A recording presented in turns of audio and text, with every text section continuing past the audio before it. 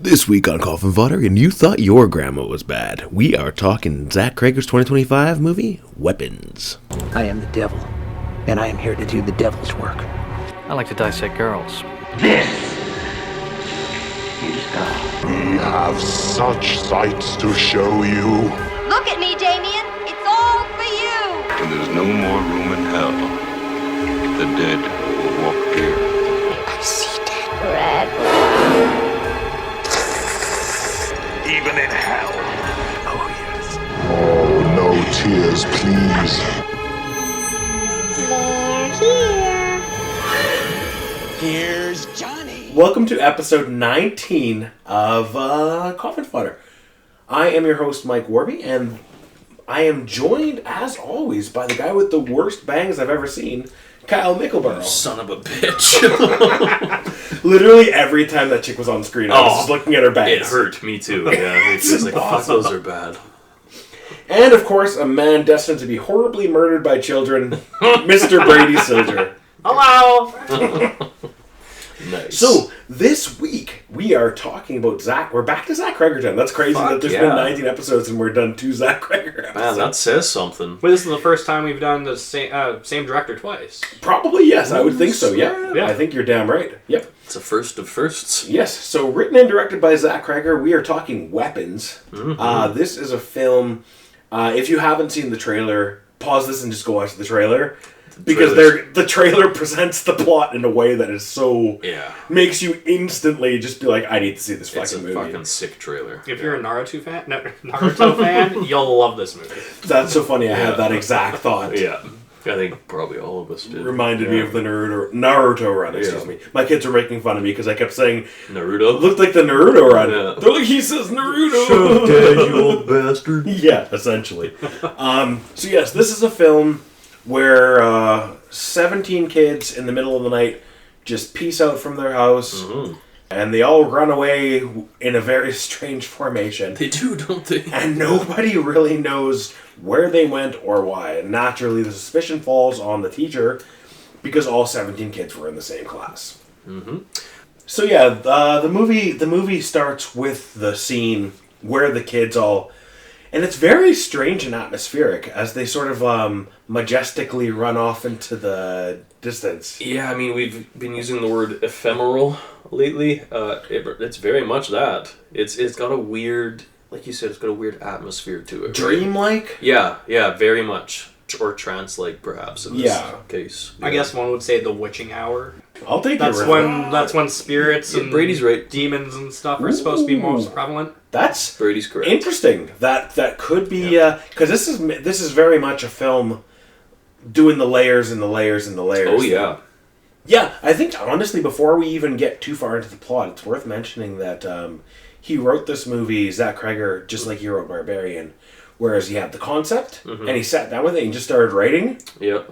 And he didn't know what it was going to be, really. Really? Yeah. See, carry on. Yeah, essentially, he said he came up with the idea of the kids all just walking out of their house in the middle of the night. Okay. And then he said he was like 50 pages into the script before he finally figured out what caused them to do it. Okay. He just knew he wanted 17 kids to leave. Yeah, in the he middle just of the he night. just thought it was a good hook. Yeah, it is. It's an It's incredible hook because it's one of the best trailers I've ever seen. That's in my what I was life. gonna say. We've talked about the trailer, and that's the trailer. It just gives you the hook, and I was hooked. Yeah. Yeah. So he said he's like, I was glad when I got to page 50 and finally realized what the twist was going to be because otherwise nobody is going to want to watch this fucking movie. See, it blows my mind when you hear stories about writers who can do that, have an idea, and then they just sit down with that idea and start blowing it up. Like, I'm not a very creative person, so that, to me, that's weird, man. That's I could strange write shit. as someone who does have a history with writing. I can write without knowing the ending. But I have to have some idea of what the structure of the story is, Right. and some kind of idea of where it's going roughly. Yeah. Because all you need to know really is what's happening next. The rest you can figure out as you go, right? Fair enough. Like Stephen King used to say, you can sort of after a while, the characters kind of tell you their stories. Right, as you become sort of more ingrained in your own story, it can kind of tell itself. Yeah, and that part I do understand because I can see how people get in a groove. But anyway, we're getting a little off topic. Absolutely. So yeah, after that, we go to Justine's point of view first. The movie is told very surprisingly. I was not expecting that at all. For the film to be told through multiple vignettes. Yeah, I didn't know that was coming either, and I was very surprised by it. It gives it a very novel idea, in the sense of what I mean is like it's very much story. It reminds me of like chapters in a book, Yes. right? And you're seeing the perspective from every different angle because it's being narrated at you, which I thought was kind of a cool touch for a film like this, I guess. Well, he did that in Barbarian as well. Yeah, 100% he did, right. Which you could tell with especially all the door imagery too. Yeah, There's I mean, all kinds of right. references to Barbarian in this movie, or homages, or whatever you want to tons. say. Yeah. Well, sorry, the one house that is that her Justine. name? Justine. She lives in looks almost identical to the Airbnb. Oh, does it? Yeah. See, I wonder. Like there's stuff like there's even the bottle of wine on the table. Yeah. That was like, Okay. Did I he do wonder- this? He definitely did. There's a 100%, whole bunch of them. Since we're already talking about it, we might as well just ripple through them. Yeah. So the ones I noticed, or like you said, the door, the shot of the porch at night with the light on, stuff like that. Okay. There was the basement, That the creepy part I basement. noticed. That's It's hard probably not the to, most yeah. obvious one. There's the squatter in the tent. Okay, yeah. Yep. So that one I didn't catch. there's a whole whack of them. Yeah, I didn't really catch that one either because, I mean, I thought it was more part of the story, but you're right, it could be an homage to the squatter from... Yeah, I mean, it's just very, very strange coincidence for there to be another squatter living in a tent. And, you know, as we're talking, we're still kind of outside of the story, just talking about this movie in general. So, if this is going to be this guy's shtick, and this is how he's going to structure his movies as he continues to develop himself and make more stellar knockout movies, if he's going to keep doing this, where he tells, like, 3 different stories or different perspectives with these very clear-cut between each of them, I'm for it. I think it's such a cool way to tell your story, because even in Barbarian, where it wasn't named and numbered, there was clear cuts between each section of the movie. Yeah. Yeah, the first section is basically told through Tessa, or I think her name is Tessa. Yeah, her name was Tess. yeah. Yeah. The first section was told through Tessa's point of view. The second was told through the Justin Long Justin character's Long's point of view. character, yeah. And then And they the last kind of one brought it together. They kind of converged in the third act. Yeah. Which, even in this, they kind of did as well. So if that's, like, I'm here for it. I think it's a really cool way to have that as your signature as a director. His next film is Resident Evil. Like Oh, he's man, doing the Resident Evil. that's So right. I wonder if he is gonna try to take an approach that way, but being that it's supposed to be like an accurate video game adaptation, unlike the other. He already said he's not going to cover the making it game. accurate, yeah. He's going to make a story that kind of takes place. It sounds like he's going to make a story that takes place in Raccoon City during that time period, that I kind of hope thing. that's the case, and he makes his movie Because just set in that world. Yeah. Yeah. His direct quote was, "I'm not doing Leon's story. Leon's story is already told." Yeah, yeah. And essentially that applies to all of these characters, right? Yeah. He'd said that he was going to go outside his story, yeah, which is great. But We're here to talk about weapons. weapons, yes, weapons. So since we're already talking about the point of view thing, have you guys ever seen Magnolia? Magnolia? Yeah, it's a movie by the filmmaker Paul Thomas Anderson. He made Steel Magnolias? Boogie Nights, Punch Drunk Love, There Will Be Blood. No. Oh, well, it's interesting because I remember the first time reading that Magnolia was a inspiration for this film. Oh. So, yeah, Magnolia is a film by Paul Thomas Anderson which follows, I think, 9 different characters as their stories sort of interweave in and out of each other. Okay. Great movie. Has probably the best Tom Cruise performance you'll ever see. Okay. He is a pickup artist in the film, Okay. and his tagline at each of his conferences is "Respect to the cock and tame the cunt." Nice. Best Tom Cruise performance? I don't know, man. He was nominated for an Oscar for it. It was like Okay, a big it was Missed that. like he's really good at it. Yeah. Anyway, we don't need to get into a big Magnolia tangent. No, that's but, okay. Yeah. good, also a good movie, but it was just very strange. If you've seen Magnolia, it's very strange to hear Magnolia was the inspiration for a horror film because you're like, Huh? what? Yeah. But you're saying he just took the idea of the different perspectives? Yeah, essentially. Yeah. And the film was also inspired by the death of his friend. Interesting. Yeah. Okay. So his friend Trevor Moore died. I don't remember how he died, but his friend Trevor Moore died. I believe Trevor Moore was involved in Barbarian in some way. Okay. I can't recall.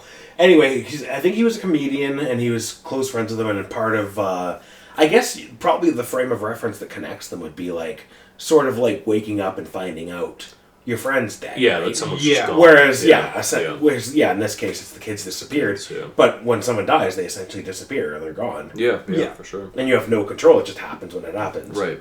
What I took from this film was that the kids disappearing was it kind of felt like something that happened with a school shooting with like the Sandy Hooks, where like the parents are all in a meeting. It's like freaking out where are my kids? Freaking out the teachers. They but left like to school one day and didn't come home. That's exactly what I got, and there's a few more things that maybe we'll talk about as we carry on. That's interesting, because I didn't get that at all. Okay, there's one more thing that made me think about that as well, and it's a lot more obvious perhaps, but yeah, I totally got that vibe. Yeah. That's I kind of started to think this movie was maybe leaning that way towards being a commentary about, well, especially with the assault rifle. Yeah, the AR-15 over with the that's the one I was gonna with the ammo counter, but also said 217 like the time. Yeah.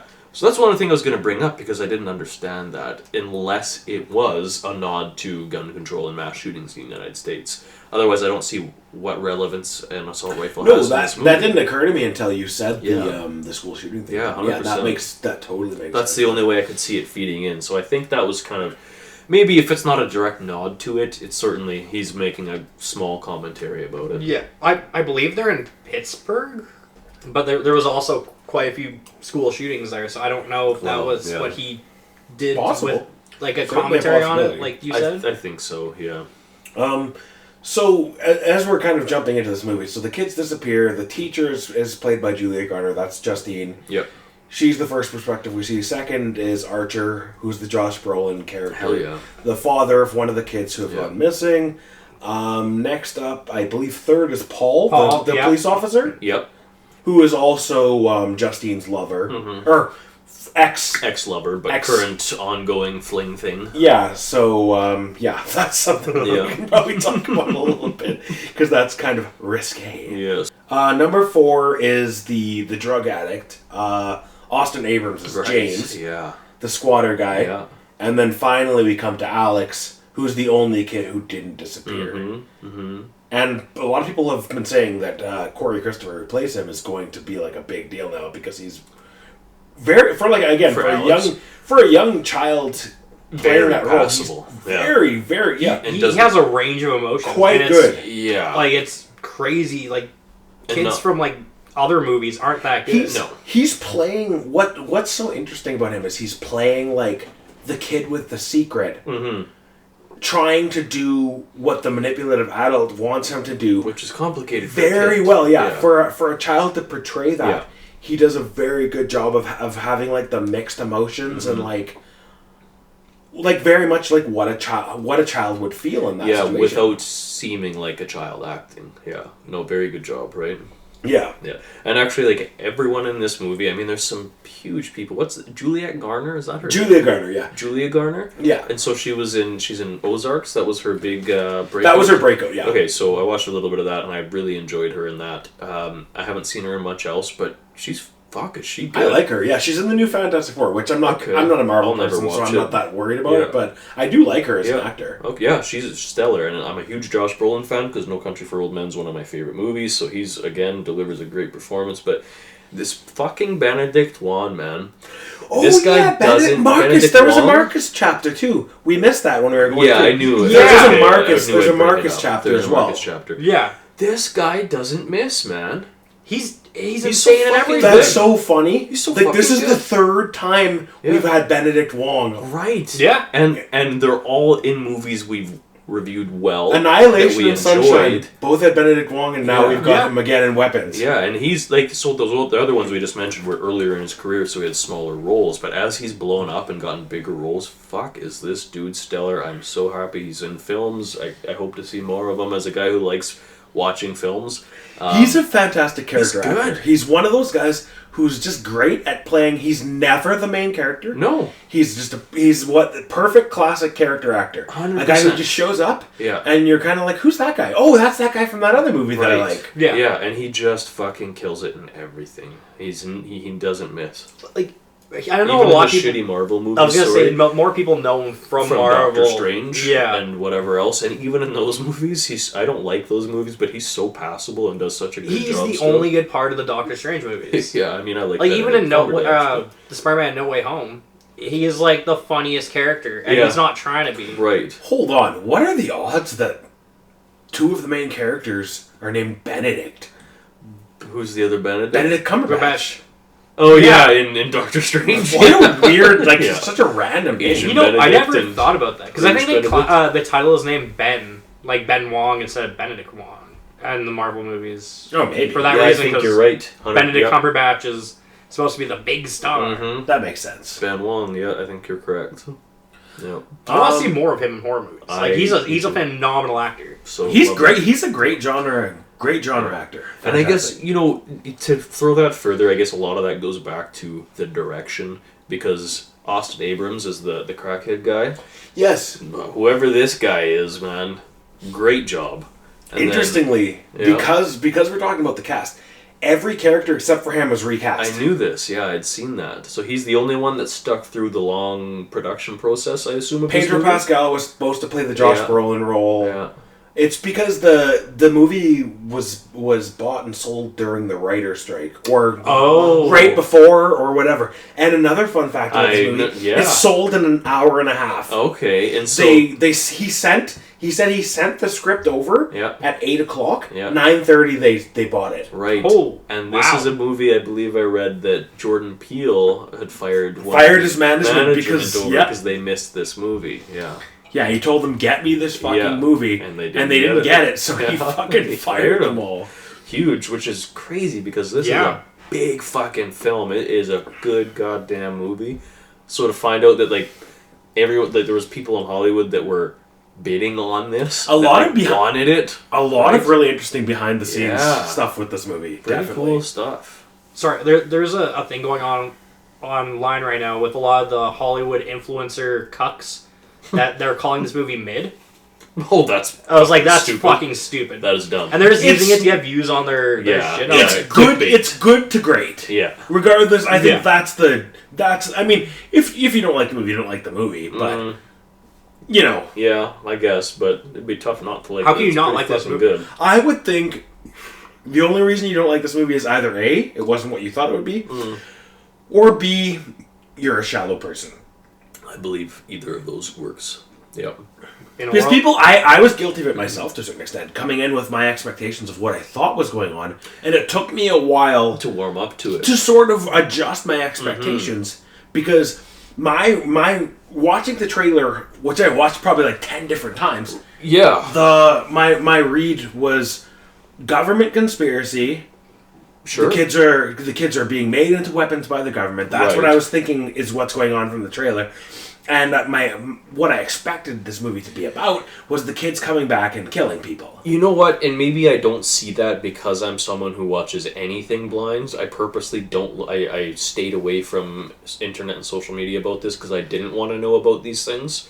And maybe that's the downfall of such a good but vague trailer. Yes. Is that it's a good trailer regardless of how you look at it, but because you can interpret it in different ways, there are probably, like you said, many people that had many different expectations of what this would be. Mm-hmm. If I had a thought about what I was going to go see, and then it turned out that it was this, and some of the twists and things in this, I may have also found myself disappointed. It took me, even after the twist is revealed, it took like 20 minutes until I was like, oh. It took... Because I still had my idea in my head of Okay. what I thought this movie was. Okay. So I'm like, oh, she's part of the government conspiracy. Okay. She's doing the what... You're tying in knots Yeah. aren't there. Yeah. Yeah, for me, once I found out about it, it took me probably 20 minutes to be like, okay, that's fine. Because when I found out, I was kind of like, that's what this is? And it took me a bit to be like, yeah, okay, I'm okay with it. Yeah. Paramount had an ARG for this movie. Oh, really? Yeah, it only lasted, I think, a couple of weeks, but they explained a little bit more, but no one actually looked at it because they hid it on their website. Okay, For so the ARG, layman, I was just saying, for the layman of this podcast, lay women, lay people, lay peoples. Les Miserables. yes, especially Les Miserables. Especially. An ARG is an alternate reality game. It's augmented reality game. Alternate. in this That's good. Yeah. They both exist. There's augmented reality. That's Pokemon Go is an augmented. Right. Yeah, This that's is augmented. ARG is augmented reality. Yeah. Right. Or So alternate reality. Yes, I said Alternate that reality. backwards. The marketing team will put forth the idea that this movie is real and current and happening now, and it gets people engaged in it in a way that they can find maybe real world clues to give info or background. it's on the viral story. marketing. It is viral marketing. Yeah. Blair Witch was the one that started that, but Cloverfield was the one that adapted it and perfected it, and now other movies are doing it. Tons. Even Marvel movies are kind of doing it, but they're superhero movies, so who cares? Yeah, to step outside movies, 9 Inch Nails, one of my favorite bands, their Year Zero album had an ARG, and it was really cool to delve into it. Yeah. I didn't So I guess It's slick. I guess we've kind of been going on a lot of tangents. So the basic plot of the movie, there's the PTA meeting where Josh Brolin and other parents are kind of attacking Miss Gandy. Where's my kids? Right? Yeah, because they only went missing from your class. What the fuck is going on? Yep. She begins to kind of spin out from all this pressure and kind of descends into alcoholism. Hell yeah.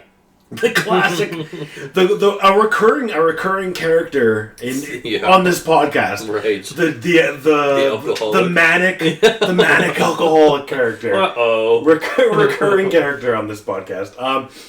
And she calls Paul, her ex, to come and basically tries to. Oh, she's trying to get him to have sex. Yeah. No, but she basically he's clean. She's sober, and she convinces him to drink. Gets him drunk and fucks him. Which is, And he has someone else that he's in a relationship. I will note that I took my kids to see this film, and that was the scene where they both looked over at me, and I was like, sorry. You had to pretend that you didn't know what was happening. Yeah. Yes. Yeah. Yeah, but luckily it's only about it's short. 2 seconds long. That's all you need, baby. Short and sweet. But yeah, get her done. A quick shot of Justine getting railed by Paul. Yeah, which nobody was mad about. No, that's fine. Paul's mustache, though, right? Yes. That thing is a weapon in itself. I didn't think of that beforehand. I was just thinking that is a monster of a mustache. So then Marcus is her boss. That's the Benedict Wong character. Mm-hmm. James is the drug addict who yeah. has repeated altercations with the cop. Yep. And then we have Alex, who's the kid. And then later we finally meet Gladys. Right. Who is essentially, if you're going to stop and watch this movie, stop now. Yeah, this is your final spoiler warning. Don't continue past if you have not seen this. Yeah. Because, yes, Aunt Gladys is revealed to be, once we finally get to the Alex point of view, we see Aunt Gladys earlier in the Marcus point of view. We do. She shows up a couple times, actually. Yeah. And we see, she's also waving in the woods. And in the James story. Yep. She's on the roof. In Justine's story. Yeah, we see her. With, You're right, in the classroom. That's right, yes. Yeah. And sees Alex with the Gladys' the lipstick all fucked up. Yeah. In the trailer, when I seen that, I was like, what's going on here? And then too. it made more sense as well as the movie started going. Yeah. I have a buddy, well, not a buddy, a guy I deliver to at work, who went and saw this movie also, and we were talking about it while we were doing the delivery and stuff. He was asking about the AR-15 and stuff like that, and I said the only answer I could give for that is, and you guys kind of brought this school shooting aspect of it, which could definitely be a part of it. I mean, it makes sense. Yeah. But my reasoning was just like, all these people around, like when James sees her in the woods, I don't believe she was really in the woods. Nor do I. And I don't really believe she was on Justine's roof when Justine sees her in the middle of the night. No. So I think these are just the rippling effects of her magic or whatever. It's voodoo shit, yeah. Yeah, and people are just kind of like catching the edges of it or whatever as it affects their community. No, I totally agree. But then I still, even though... Because Justine wouldn't have known what Aunt Gladys looks like when she had that dream. So I agree with you, and to me, as a Stephen King fan, it's very Stephen King to me. He would put that in his stories where an evil person like that would, put out their evil aura into the world. Or as exactly the word I would say. People would pick up on that negative energy, right? And so very Dark Tower. Yeah, very Dark Tower. Oh, yeah. And it would be pervasive enough in the area that they would see it reflected in certain ways. And in this case, it's visions of Gladys because, she's the one doing it. But I do still say that the AR gun, I don't see how it would play into that other than if it's a nod to school shootings. Yes, and then obviously the name of the movie being Weapons. Yeah, Yeah. Sorry, Brady. Oh, so the term aunt comes from the 1800s with witches. Really? The Salem witch trial. Okay. They used to call witches aunt because they don't like using the word witch unless it was with the trial because witch is kind of a... It assumes that they're guilty. Yeah. Okay. So they call a person aunt, which aunt is someone that's like a parasite that feeds off of everything. And that's really interesting. That's in the fucking It's in the movie, yeah. isn't it? It's on the chalkboard in this classroom scenes and shit. Yeah. They're talking about... it's on there. They're parasites. They're doing about parasites. It's kind of like The Last of Us. And then like you Aunt said, Gladys Aunt is on also there. feeding off the energy of all the Yeah, children. that's and the parents. brilliant. That part is pretty clear to me, but the I aunt part totally being a missed throwback that. to witches, I didn't know. Yeah. And now that you say that, the word ant is quite clearly written, I think, on that chalkboard. But it's the insect A-N-T. Well, that's what they would use. They wouldn't Hell use yeah. A-U-N-T. They use A-N-T because, like... Shit, man. Hell yeah. Since we're talking about the sort of hidden symbolism throughout the movie, Archer, when he writes on her car, he writes witch. Yes. Yeah. And that's sort of your first... Because you would think more like bitch would be the thing you would You're write. right. Yeah. And it is something that I think you're right. It stood out. It's clear that the word witch was used for a reason, and to me, I noticed it. I didn't question it, other than being very intentfully placed there. Archer also says that she was part of the occult before she became a teacher. That's right. Yeah. And so that's, like, the parents all know that she was part of the occult before she became a teacher, and, like, she turned her life around. Yeah, you're right. You know, and I don't, even though I saw those things and paid attention to them, I don't think I understood that it was steering me that way to get me ready for what was going to be coming. That's why I think that's why. Like, I really want to go back and watch it a second time because I feel like the experience, knowing the twist, it's going to be different. It's going to be a totally different movie. Yeah, and that's like you know, to throw it back quickly to a couple other twist movies. Like, the first time I watched The Endless, I didn't know what I'd watched. It took me 2 watchings to form the opinion I have of it now. And those are, like, there's a lot of great movies like that. And same with Carnival of Souls. I wanted to watch that again, because now that I know what it's about, I'm going to have a much better appreciation of that movie, and it's worth watching a second time. And I think that's this movie, where if I watch it a second time, knowing what it's about, or what I feel it's about, I will pick up on things that will either steer me in a more correct direction or confirm what I believe. Future episode Mulholland Drive Hell is yeah. my classic example of that. I watched Mulholland Drive and I was like, what the fuck was that? Yeah. And then I rewatched it and I was like, I still don't know what the fuck that was. And there's movies like that where they're intended that people will rewatch it to uncover what they're really trying to tell you. And I think that's this one, man. There's layers to this that I guarantee I missed, and even we're not even that far into discussing the movie, and I'm already seeing things that I didn't pick up on.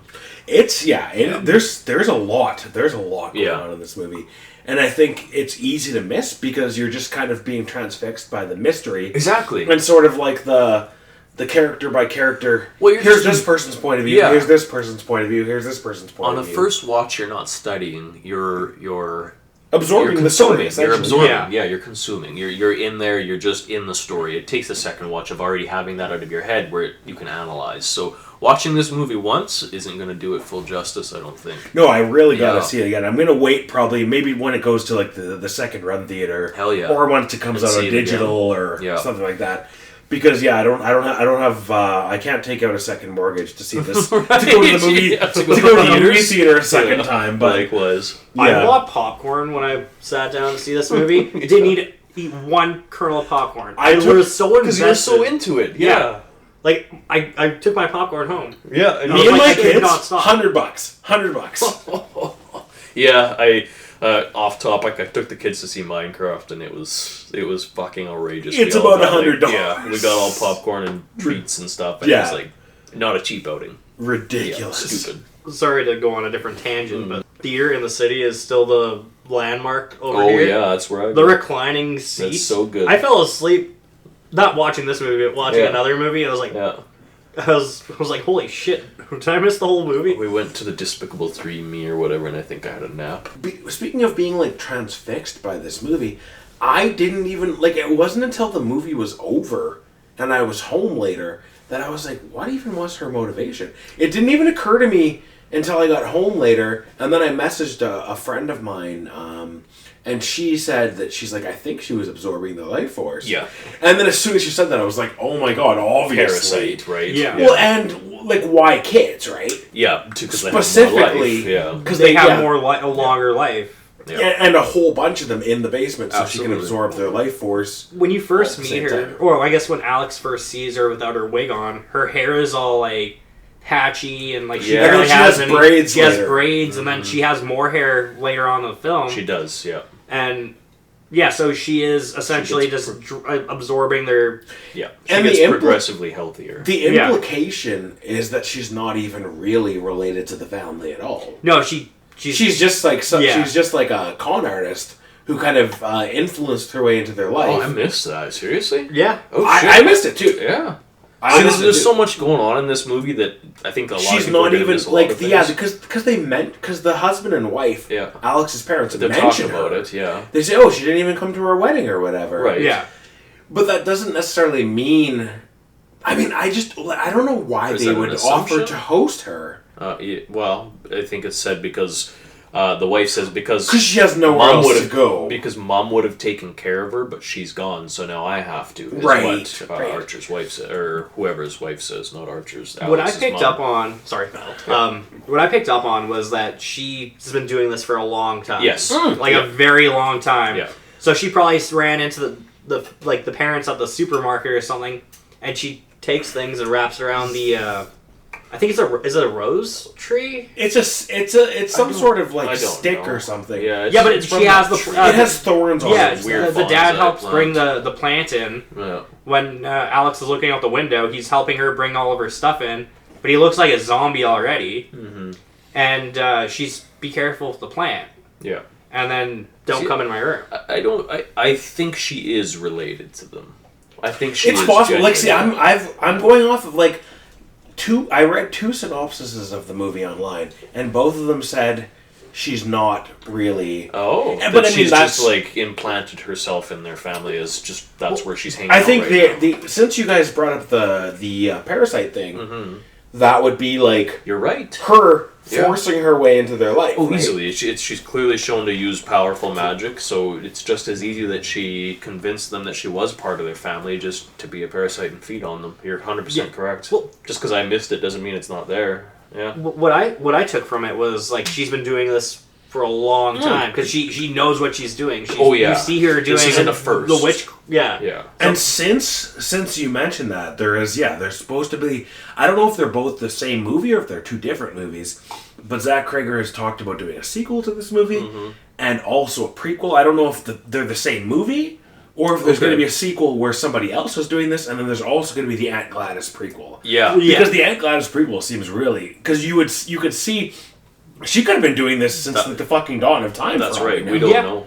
Yeah. Well, she said Hundreds of years, thousands of She years. also who knows? says I've been sick for a long, long time. Right. Which like you assume she has cancer or something. She could be but- something much more than just a human using witchcraft. That's what, obviously, probably everybody had the same thought. She has cancer. That's why That she was has my the thought. wigs. Yep. That's why her hair's all stringy. Yep. That's why she's all pale. And That was my thought, but I think it's also the reason they picked, I assume, that actress, but also the makeup they used is to show that likely she's far older, almost ageless, because she's probably so sick and so old. Well, she could be hundreds of years old. it's such a choice Yeah. to have her because she's feeding off these kids. She does her makeup like a kid would do with their makeup too. You know, now that you say that, that makes a lot of fucking like sense. the lipstick. Yeah, it looks like a kid would like do the it. way bigger lipstick. Yeah. It looks like how a kid would do your makeup. Yeah. I was See, sorry. I was gonna say if she's as old as like the Salem witch trials where they didn't have makeup. right. Like She might not know how to do makeup, and Yeah. no one's showed her how to do makeup. Man, both of those make a lot of sense, dude. So I don't That is know. a good That point, is a too. great take as well. Paul meets James when James is trying to break into a building. Yes. James runs. Paul follows him. Ends up catching him in the woods. Yeah. He pricks himself. He ends up hitting him as a result. Yeah. And then that leads to a big conflict. And that takes us to Toby Huss, who is his boss. Right. And that guy was briefly in Bad Milo last week. Yes. Okay. That's awesome, really? Yeah. What are the odds of that? Honestly, like, it's like slim to none. fucking Yeah, insane. it's not like Brady picked Bad Milo because he knew Toby Huss was in weapons. No, I messaged. That's hilarious. I messaged you both as soon as he showed up in weapons. Yeah. As soon as he showed up in weapons, because I was like, "What the fuck, Yeah. man? No way!" Wild. Because that's an actor. He's like, you must I don't know who the recognize. fuck he No, is. but you recognize him, don't you? I don't fucking know Oh, who he is. he's in like probably hundreds of movies. No idea. He's in King of the Hill. I don't remember who he plays, but he was in King of the Hill. I didn't see him. Well, obviously he wasn't. He wasn't. I didn't recognize him. Yes. No, I think he plays himself in King of the Hill. I didn't recognize him. Okay. Anyway, yeah, and then the plots slowly converge from there, and then we get to the Alex story, which kind of unfolds everything. Gladys ingratiates herself into his life, and makes his parents into these like fucking zombies, and threatens him that she will have them kill themselves if he doesn't do what she wants. Makes him like her familiar, right? Yeah, Like, and what she ultimately has Soup. Yeah, soup. What she I actually ate soup after I watched this movie. delicious. Sorry. What she ultimately has him do is he's trying to get rid of her, essentially. He's trying to help her so she'll go away. Yeah. And then she says, if you could get things from your classmates, that might be enough. That might be enough to make me healthy enough to leave. Yeah. And then he is just like, okay, like he's just a kid. He doesn't fucking know. He doesn't. He's not thinking. Yeah. And at this point, his parents aren't around because they're fucking zombified, right? Yeah. What are the He's not thinking about the implications of what he's about to do.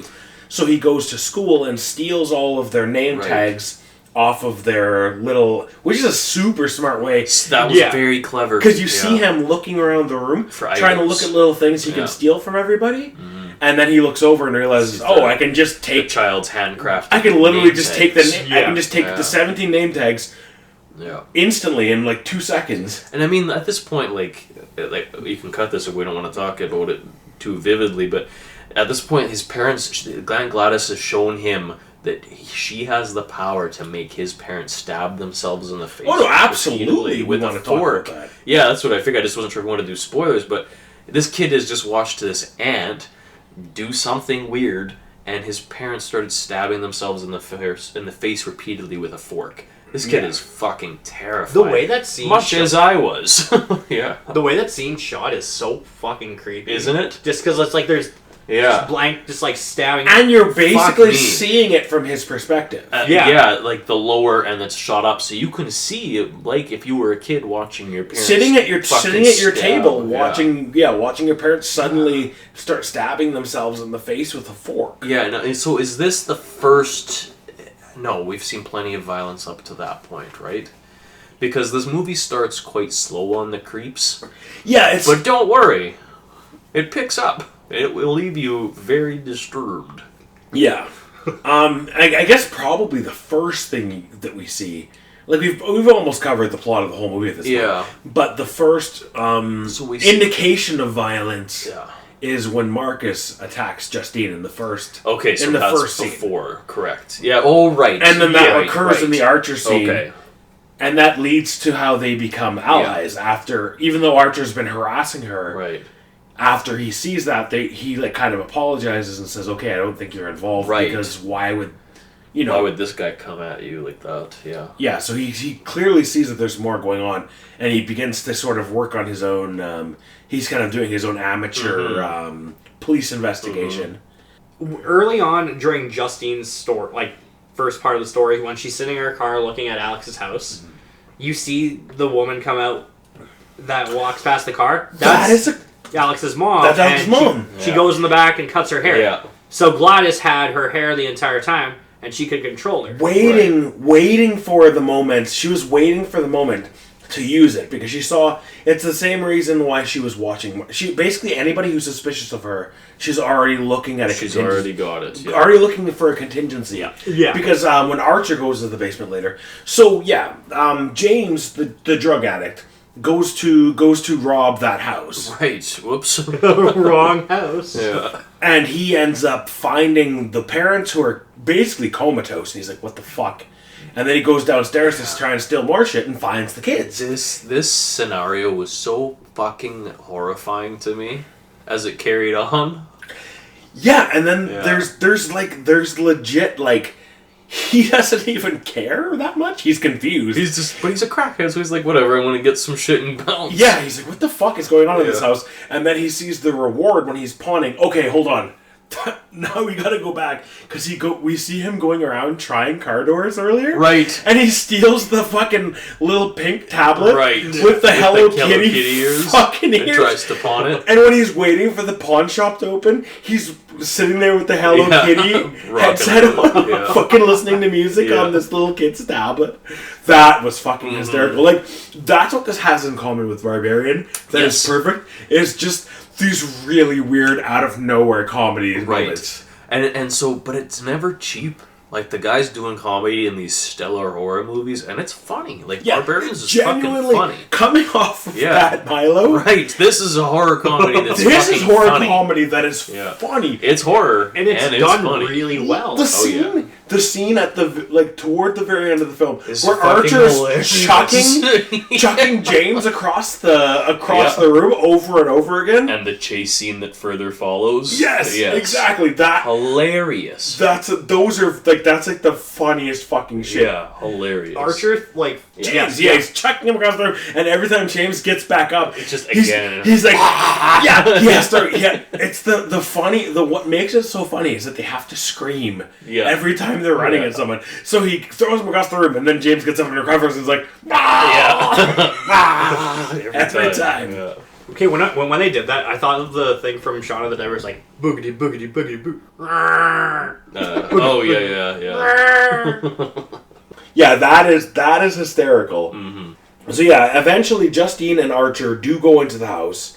Paul has already gone there because James told him he knows where the kids are. Yeah. And then Paul went in. Paul gets taken by Gladys. He goes out and gets James, takes him in. James is taken by Gladys. Yup. And then we have Archer and Justine going into the house. Once they realize they've triangulated the path that all the kids ran on, and realize that it all converges on Alex's house. Gladys is stacking them hoes, man. And Alex's house, as Justine notices in the first act, has all the windows covered. Yep. And she sees the parents sitting in there doing nothing, and so this is where it all converges. Yes. And then Justine is attacked by Paul. She uses his gun to kill him. Yeah. Out of desperation. She doesn't want to because obviously she still cares about him. Also shoots James, who's been attacking Archer just non-stop. Repeatedly. It's like 10 minutes of this. I was going to say 5, but just repeatedly over and over again. She finally just kills him too. Archer goes downstairs, and then Gladys is down there with the kids, and she takes his necklace. Yeah. And then now she's got him, and she sends him after Justine. Yeah. And then that kind of takes us to the end of the movie. Right. Where, as he's like kind of choking Justine out, Alex is upstairs, and he deliberately steps past the line of sand, the salt line. The fucking salt line, when they broke the salt line, and I forget who launches first. I think it's Paul and the cokehead, right? They have to, or the crackhead, they have to step across the line that triggered them. Yeah. It scared the shit out of me, dudes. Like, legitimately, I don't know what I expected, but when they went, and started running, I was like, fuck, god damn it. There are some good jump scares. I think for me, the best jump scare was Gladys on the ceiling. Yeah, that was a good one. That was the one where I was like, whoa! Yeah. What the fuck? God damn it.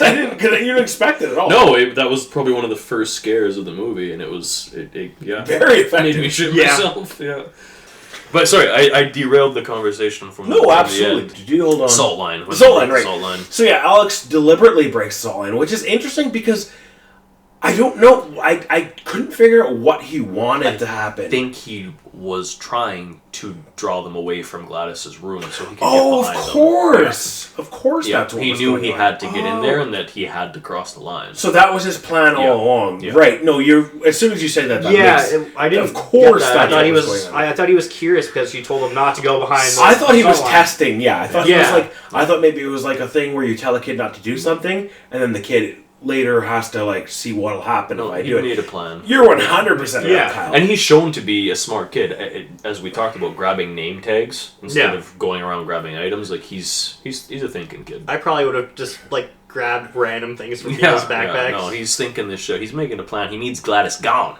Yeah, Yeah. smart kid. Yeah. So yeah, once he crosses the line, his parents begin chasing him because they're still her thralls. Also horrifying. Yeah, Fuck. and they come They really come hard. They come really close to Yeah. getting him multiple times, Yeah, man. and he keeps getting away, but it doesn't feel cheap. No, it feels like he's. It gonna feels get like fucking frantic robbed. and urgent, and he's barely Frantic. getting away by the skin of his fucking Yeah. teeth each time. It was so well done that I felt the frantic. I felt the anxiety of the chase. Oh, yeah. 100%. I really loved the Shining moment when the mom's like That's what I was sticks her gonna head say. through the And she doorway looks when he's down. Yeah, that was like holy It's like, shit! God You could, damn it! You could tell this director is gonna go places. Oh yeah, the makeup they used for the crazy people's faces. God damn, or if it was CGI or what, I don't know. Benedict Wong's the eyes, specifically the eyes. Yeah. And I think there's After Effects that make the eyes be a little more forward. Yeah, I was face. wondering how they did that. Because Benedict Wong's almost looked like his fucking eyelids were torn off. I don't know if the only practical way I could think of to do that is they have those plastic things they can put. That's in your what eyes I thought maybe. over top of your eyes. Yeah. So which as I understand, That's what I wanted. is really uncomfortable. Yeah. It's probably half and half. It's Like, a bit of both. yeah. Enhanced It could be by either one, Practical yeah. effects enhanced by CGI. Yeah. I would say probably because these even like there's a darkness around the eye that helps lend it that.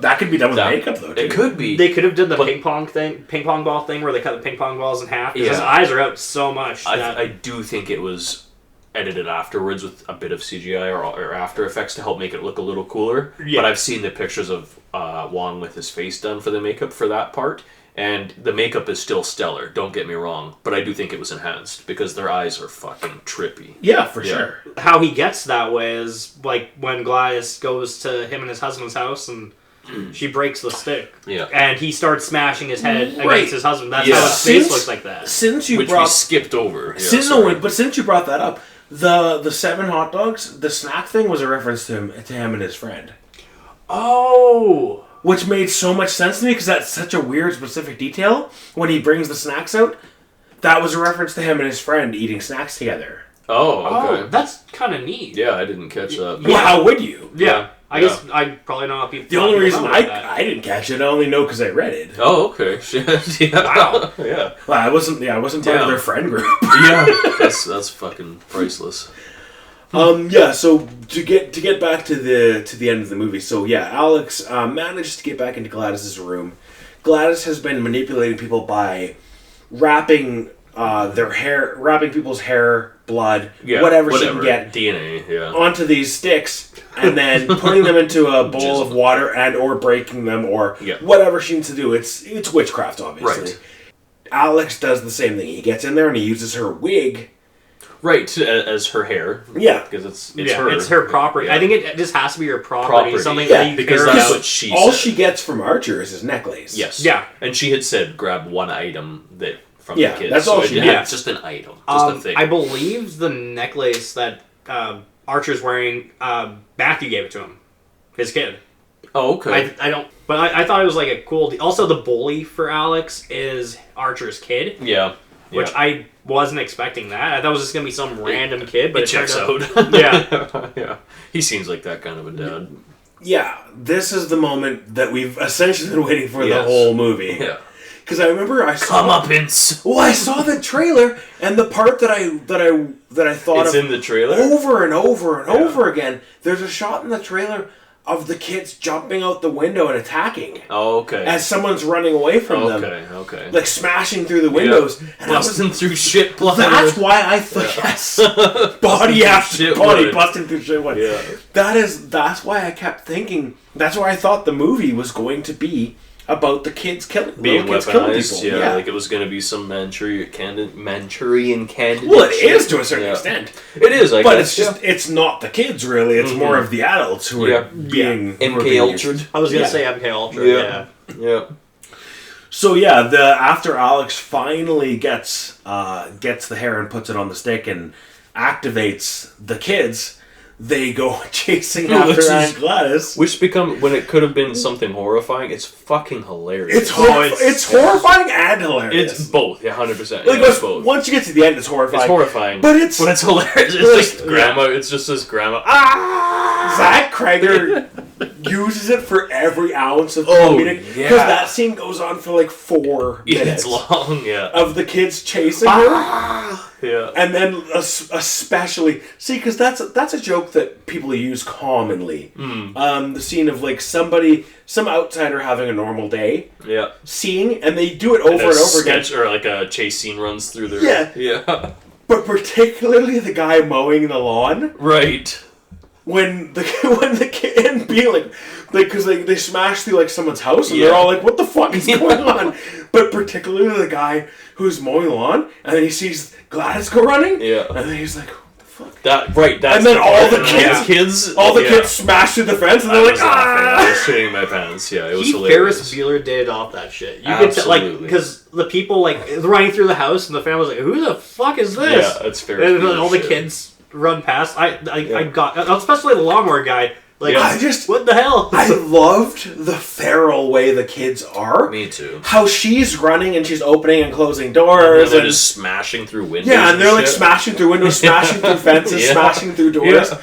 They're like, it's like, especially because they're kids. Like anybody who has kids that age, no, it is an accurate portrayal. it is wild. Yeah. Capital W fucking wild. Awesome. And we get the third. I guess we haven't really talked about the kills, but this is the third version of extreme head trauma in this movie. That's right. There's some very extreme head trauma. It's fucking dope. Yeah. When Benedict Wong's character Marcus kills his husband, That's nasty. He smashes his face in with headbutts. With his headbutt, yeah. But then, of course, we get the worst head trauma of all: Gladys having her fucking head ripped apart by these kids. That was so fucking sweet as like a finale to villain. Being because ripped apart Justine by kids. doesn't get her. Like, what you're expecting. It's the fucking kids, yeah. But not only she's essentially the main protagonist of the Right. movie, and what you're expecting is that somehow she's going to get the one up on her at the end. But it's Alex who gets her, and it's the kids that she brought in of her own volition who get her. The way they rip her apart is so fucking sweet. Like, just limb by limb, head piece by jaw. It's Game of Thrones Hell level. Yeah. Like horror. It's gnarly. Yeah. Reminds me of that guy in Game of Thrones Season 2, the guy who gets ripped apart by people in the street. When the people are rebelling or whatever. Yeah, and they tear him apart. Or even like, well, it doesn't matter. The Mountain versus the Viper, there was some head trauma happening. Yes, which is fun because Pedro Pascal was supposed to play the Right, Josh Brolin role. yeah. Fun throwback that I knew I was making. So, I'm sorry. I like Pedro Pascal a lot. But I can't see him in this movie. No, for fuck's sakes. I don't think he would have worked as well as Josh Brolin. I don't know if he would have worked as well as Josh Brolin. No. Because Pedro Pascal, I think, is harder to... Josh Brolin's is easier to be a bad guy. Much easier to be that character. Pedro Pascal is very likable. Unfortunately, yeah. I've got Pedro Pascal burnout. I probably everybody does. Yeah.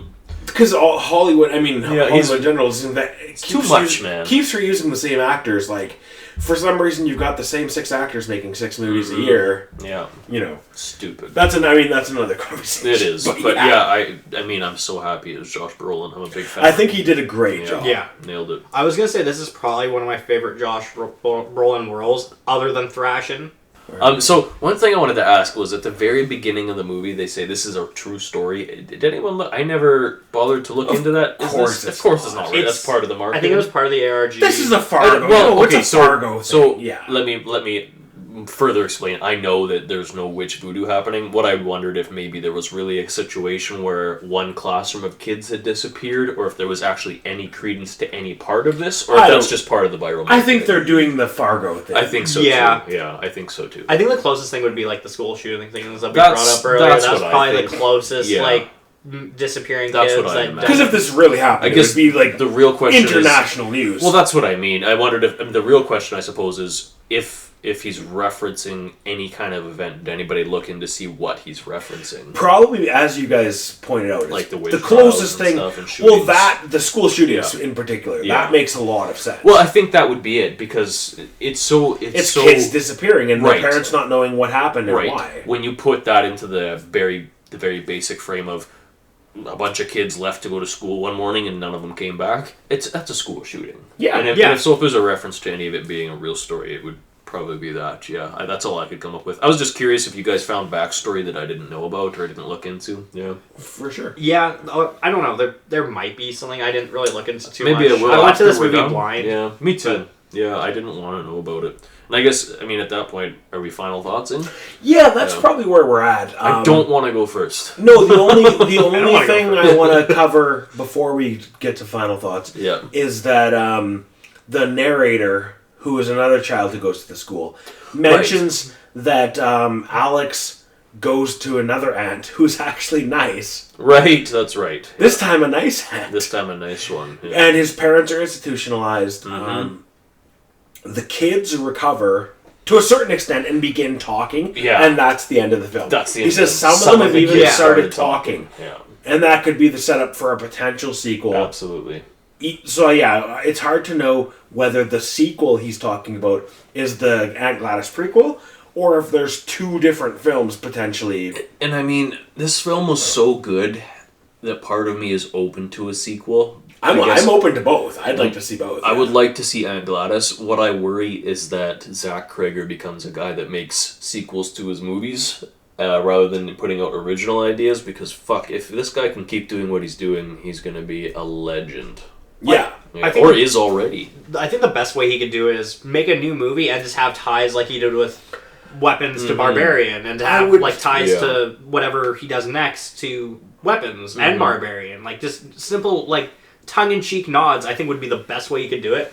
Or maybe have like a one-in stand character from like Barbarian show up in another movie as a character. I would think the best approach for him might be if he's going to do, because he's already signed up for the Resident Evil thing, and if there's going to be one or two other Weapons movies, maybe he would be the guy who kind of writes the script and pass it off. I would hope that's the pass case. it off, because it's like he's not like you can't make three. You can't make three fucking movies at the same time. Well, and that's what I would, because if he's going to do all of them himself, he's going to be tied up for, then 5, he's 6, doing 7 then years. he's still doing Weapons until 2032. That's or what whatever, I mean, right? I hope that's not what he gets tied down into. I want to see him keep doing shit. Final thoughts, then, Brady. What do you got for us? Aunt Gladys is a terrifying villain, and hell yeah. I was genuinely afraid of her. Like most horror She's movie villains, unsettling. yeah, Very. and Deeply unsettling. even when you first meet her, you're like, holy shit. And then when she starts talking to Alex, like, you gotta feed your parents, you gotta do this, and when all the other kids start coming, she gets a little more aggressive, and I was like, holy shit. Everyone, I from experience, I know having aunts yell at me like that, but not in that way where I was like petrified. And he took it like a champ. Hell yeah. He's like, I will feed these motherfuckers, and I'm gonna get more Campbell's get soup. this done. That kid's carrying the fucking weight of the world on his Absolutely. shoulders. What a life. Holy crap. Just to add to your final thoughts. She's so strange. She's so strange. Okay. Aunt Gladys gave me some very Long Legs vibes. Have you guys seen Long Legs? Yeah. Yeah. Okay, Absolutely. super. Yeah. Big long legs. Just a vibes. very, very strange. Unsettling, almost gross, unnatural. Everything about Very her is inhuman. so Yeah. strange and Yeah. unsettling. Yeah.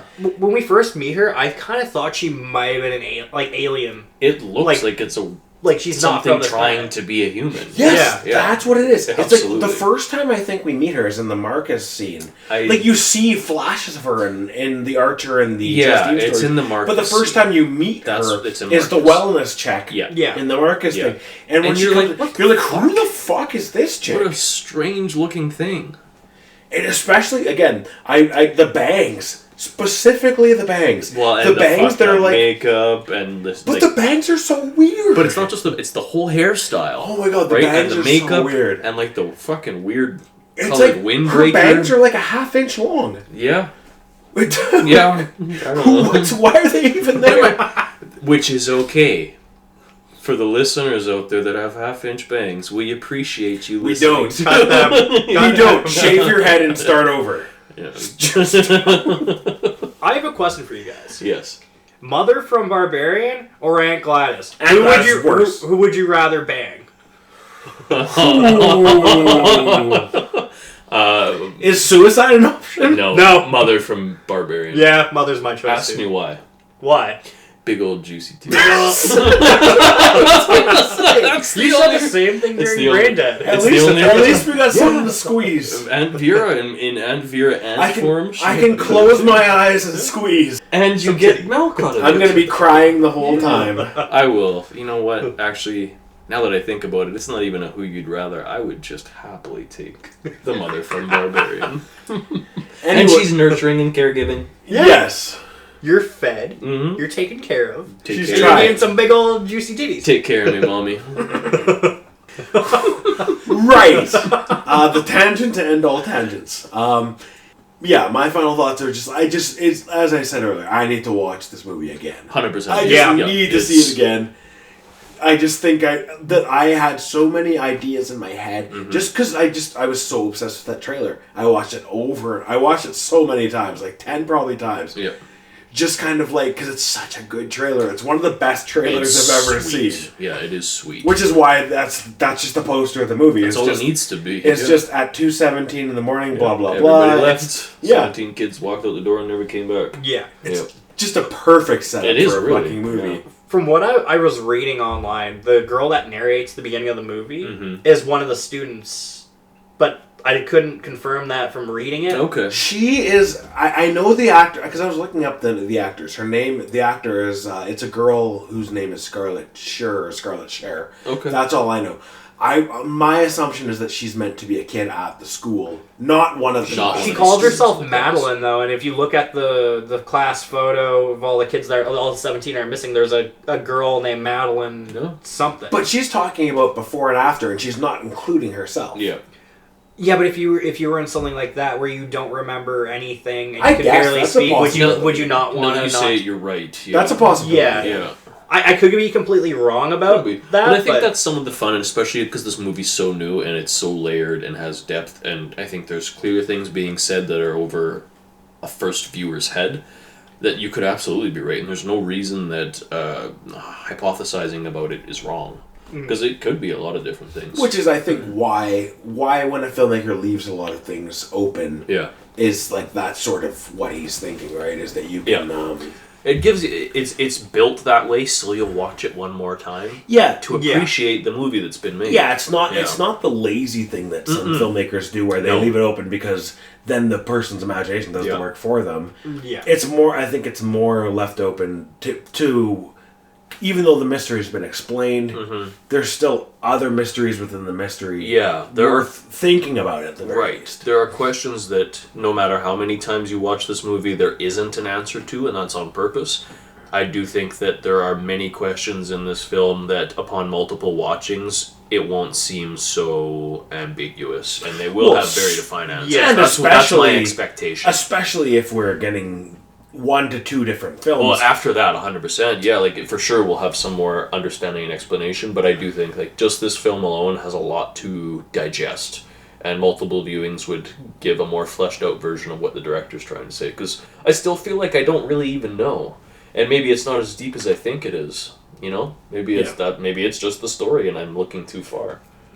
I think this movie would do well with a novelization. Yeah. Because, like, you could flesh out a little bit more of the backstory, which I know they're going to do with the prequel and the whatever else the second movie, or if they're the same movie. But, like, like with Terrifier 2, the novelization is completely different from the movie. It's possible because I felt the same way after watching Barbarian, and I'd seen it twice, and I still feel like there was things in it that just went over my head that I didn't fully understand. Like maybe some subtlety or some nuance that I didn't fully pick up on. Speaking of which, before we close out, we have to quickly mention that Justin Long shows up in this. Yeah, Justin Long is in both movies. But only he's very, very briefly in this. Yeah. He doesn't die in this one, though. No. Spoiler. Yeah. Actually, this is the first time he hasn't died in a movie. Right. Anyway, I think we're still waiting for final thoughts from Mike and I. Yeah. I mean, I'll say my rating when I finished it was 4 out of 5. But I think the more I think about it, the more I think that rating could go up because that was I just finished the movie, gut reaction. Right. Still like sort of coming off of it. Mm-hmm. Without being, the idiot that I usually am and giving stupid reviews, obviously I've really enjoyed this movie. How could you not? I'd put it pretty high. If I was to give it a real person rating, I'd do like a 9 out of 10. And that's knowing that I'll watch it again and it'll stay probably right about there. Yeah. Yeah, I'm gonna give it. I was gonna say the same thing. At least 9.5 out of 10. Like, and I mean, it's not a perfect movie, but No. it's a really fucking good movie. It's a really good horror movie, regardless of whatever flaws it has going on. You people will enjoy it as a horror movie, 100%. There's no people that won't. I think the only people who would probably really not like it would either be people who have a shallow interpretation, or there's like, for instance, there's people who didn't like Drive because it wasn't Fast and the Furious. Yeah.